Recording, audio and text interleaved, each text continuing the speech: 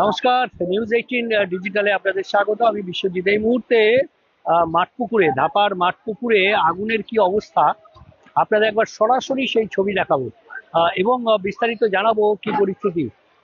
এখনো ধোঁয়া রয়েছে, তবে পেছনেই যে কর্পোরেশন এর গ্যারেজ এবং তার যে ওয়াল রয়েছে, সেই ওয়ালের আগে আহ, যে পরিস্থিতি রয়েছে, অর্থাৎ এখনো আহ, দমকলের ইঞ্জিন, চারটে ইঞ্জিন প্রথমে এসেছিল, তারপর আরো ইঞ্জিন এসছে এবং চারিদিক থেকে দমকলের ইঞ্জিন তারা আগুন দিয়ে তারা আগুন নেভানোর কাজ শুরু করেছিলেন, কিন্তু এই মুহূর্তে আগুন নেই, ধোঁয়া বেশি রয়েছে।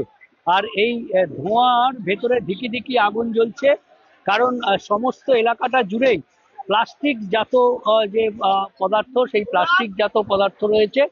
সাধারণত ধাপার যে অঞ্চল, সেই ধাপার অঞ্চল থেকে বিভিন্ন জিনিসপত্র সংগ্রহ করে এখানে মজুত করেন যারা, সেই মজুত করা ঝুপড়িগুলো কিছু পুড়ে গেছে। এই ঝুপড়ির মধ্যে হয়তো দু একজন বাসও করেন, কিন্তু এই সারাদিনই এই কাজকর্ম চলে। আর সেখানেই কিভাবে এই আগুন লেগেছে বা সেটা তো অবশ্যই তদন্তের সাপেক্ষ, কিন্তু প্রাথমিকভাবে এখানে যে প্লাস্টিক জাত পদার্থ মজুত করা হয়, সেই প্লাস্টিক জাত পদার্থ মজুত করা, আমরা সেই ছবি দেখছি যে কি ধরনের জিনিসগুলো এখানে থাকে।